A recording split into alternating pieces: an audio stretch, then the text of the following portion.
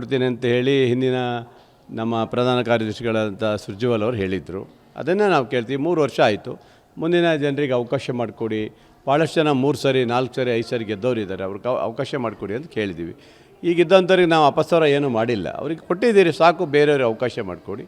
ಹಿರಿಯ ನಾಯಕರಿಗೆ ಒಂದು 4-5 ಜನರಿಗೆ ಒಂದಿಷ್ಟು ಅವರಿಗಿರಲಿ, ಬಾಕಿಯದೆಲ್ಲ ಚೇಂಜ್ ಮಾಡಿರಿ ಅಂತ ಹೇಳಿದ್ದೀವಿ ನಾವು. ಸರ್, ಅಂದರೆ ತಮಗೆ ಭರವಸೆ ಸಿಕ್ಕಿದೆಯಾ ಸರ್? ಖಂಡಿತ ಭರವಸೆ ಇದೆ ನಮಗೆಲ್ಲ. ಮತ್ತು ನಾವು ಹೊರಟಿದ್ದೀವಿ ಈಗ ಮತ್ತು 40 ಜನ ಈಗ ಬೈ ಎಲೆಕ್ಷನ್ ಚುನಾವಣೆ ಇದೆ. ಚುನಾವಣೆ ಆದ ತಕ್ಷಣವೇ ಎಲ್ಲರೂ ಮತ್ತೆ ಡೆಲ್ಲಿಗೆ ಹೋಗಲಿಕ್ಕೆ ನಾವು ತಯಾರು ಮಾಡ್ತಾಯಿದ್ದೀವಿ ಈಗ. ಹಾಂ ಸರ್. ಆಮೇಲೆ ಈ ಚುನಾವಣೆ ಮುಗಿದ ನಂತರ ರಾಜ್ಯ ರಾಜಕಾರಣದಲ್ಲಿ ಬದಲಾವಣೆ ಆಗುವಂಥ ಸನ್ನಿವೇಶ ಏನಿದೆ? ಏನು ಗೊತ್ತಿಲ್ಲ, ನಡಿಬೋದೇನು ಹೇಳೋಕ್ಕಾಗಲ್ಲ, ಅದು ಯಾವುದಂತೂ ಗೊತ್ತಿಲ್ಲ. ಬಟ್ಟು ಅದನ್ನು ಕೇಂದ್ರ ನಾಯಕರು ತೀರ್ಮಾನ ಮಾಡೋದು.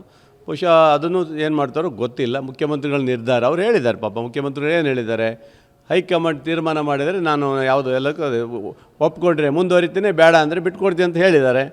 ಹಾಗಾಗಿ ಹೈಕಮಾಂಡೇ ನಿರ್ಧಾರ ಮಾಡಬೇಕು. ಅವ್ರು ಏನು ತೀರ್ಮಾನ ಮಾಡ್ತಾರೆ ಮುಖ್ಯಮಂತ್ರಿಗಳು ಬದ್ಧರಿದ್ದಾರೆ ಅಷ್ಟೇ. ಸರ್, ತಾವೆಲ್ಲ ಮಂತ್ರಿಗಳಾಗೋದು ಹೊಸ ನಾಯಕತ್ವದಲ್ಲ ಅಥವಾ ಹಳೆ ನಾಯಕತ್ವ? ಅದು ಹೇಳಕ್ಕೆ ಬರಲ್ಲ, ಯಾವ ನಾಯಕತ್ವ ಅಂತ ನನಗೆ ಗೊತ್ತಿಲ್ಲ. ಒಟ್ಟಿನಲ್ಲಿ ಅವ್ರು ಹೇಳ್ದಂಗೆ ಹೈಕಮಾಂಡ್ ತೀರ್ಮಾನ ಮಾಡಿದ್ರೆ ಒಂದು ನಾಯಕತ್ವದಲ್ಲಿ ಆಗ್ತೀವಿ.